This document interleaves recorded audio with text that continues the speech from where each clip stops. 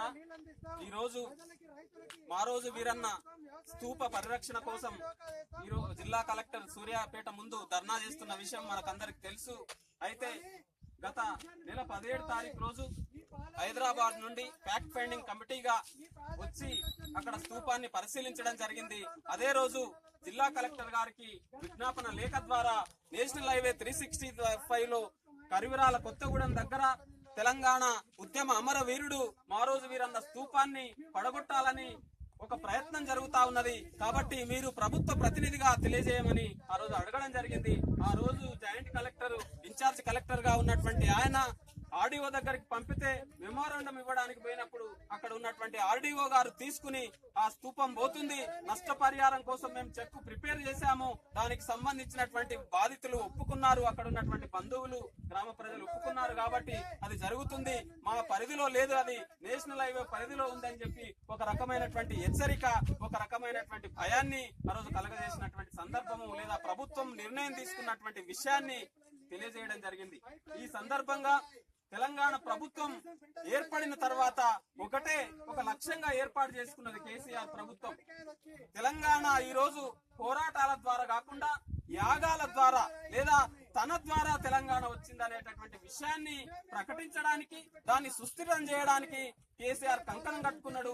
ఆ క్రమంలోనే ఆయన మొత్తంగా ఈ త్యాగాల తెలంగాణను యాగాల తెలంగాణగా, భోగాల తెలంగాణగా మార్చివేసి అక్కడ ఉన్నటువంటి మంత్రులను కానివ్వండి, ఇక్కడ ఉన్నటువంటి అధికారులను కానివ్వండి, ఇక్కడ ఉన్నటువంటి ప్రజాస్వామ్య ప్రతినిధులను కానివ్వండి, ఏ వ్యవస్థను కూడా నడవనీయకుండా తన చేతిలో ఒక వెలమ దొర అంటే దొరల పరిపాలనను మళ్ళా తెలంగాణలో తీసుకొచ్చాడు.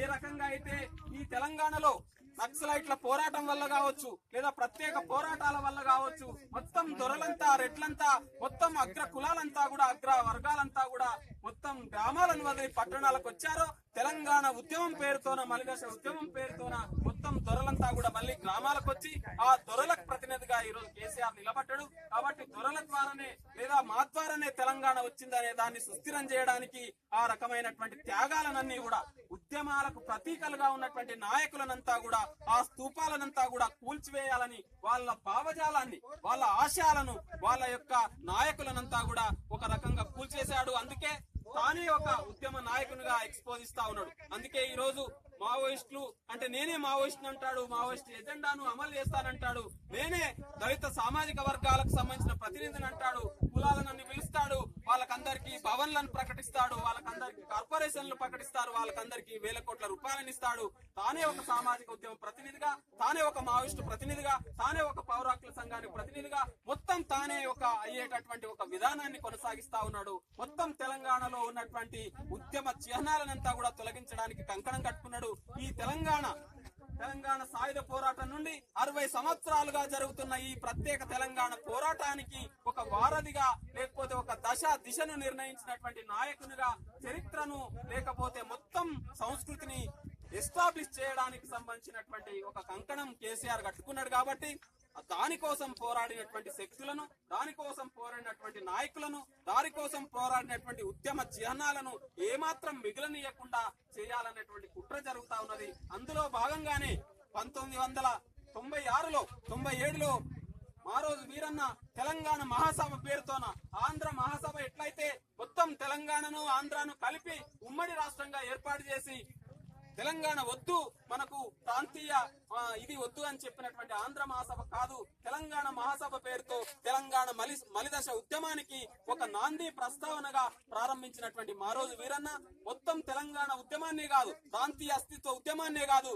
ఒక కుల నిర్మూలన ఉద్యమాలకు, అస్తిత్వ ఉద్యమాలకు, విప్లవ ఉద్యమాలకు ఒక దిశను నిర్ణయించినటువంటి మారోజు వీరన్న మొత్తం పెద్ద ఎత్తున ఈ రాష్ట్రంలో తెలంగాణ కోసం వెల్లిలలిత కావచ్చు, లేకపోతే సూర్యాపేట డిక్లరేషన్ తర్వాత వరంగల్ డిక్లరేషన్, భువనగిరి డిక్లరేషన్, మొత్తం తెలంగాణకు సంబంధించినటువంటి మొత్తం ఒక ఉద్యమము కన్సాలిడేషన్, ఒక సంఘటితమై ఆంధ్ర వలస పాలకుల యొక్క వాళ్ళ పాలకవర్గ శక్తులను మెడలు వంచి తీసుకునే దిశగా ఉద్యమం ముందుకెళ్తున్నటువంటి సందర్భంలో మారోజు వీరన్న తీసుకొచ్చినటువంటి దానికి భయపడి వణికిపోయినటువంటి ఆంధ్ర వలస పాలకులు లేదా అప్పుడున్నటువంటి తెలుగుదేశం పార్టీ, కాంగ్రెస్ పార్టీ, పాలకవర్గ పార్టీలంతా కుట్రపూరితంగా మారోజు వీరన్నను ఆ రోజు ఎన్కౌంటర్ చేయడం జరిగింది. ఆ రోజు మారోజు వీరన్న అభిమానులు గాని, మారోజు వీరన్న వారసులు గాని తన ఆశయాలను ముందుకు తీసుకుపోయేటటువంటి పార్టీలుగా, ఉద్యమ సంస్థలుగా ఆ రోజు పెద్ద ఎత్తున ఆసియాలోనే 2వ అతిపెద్దమైనటువంటి స్తూపాన్ని నిర్మాణం చేసుకున్నారు. ఆ నిర్మాణం రక్షణగా ఒక బస్ షెల్టర్ నిర్మాణం చేసుకోవడం జరిగింది. ఆ వందల మంది ఉద్యమ అమరవీరుల చిహ్నంగా అక్కడ స్తూపం ఉన్నది. అది నేషనల్ హైవే 365 లో సిరోంచా నుండి రేణిగుంట వరకు మొత్తం జాతీయ రహదారిలో భాగంగా స్తూపం కనబడతా ఉన్నది. భవిష్యత్తులో ఈ తెలంగాణ త్యాగాల వల్ల, ఉద్యమ వీరుల వల్ల, మారోజు వీరన్న లాంటి ఒక ఉద్యమ నాయకుని వల్ల ఈ తెలంగాణ వచ్చింది అనేటటువంటి ఒక విషయాన్ని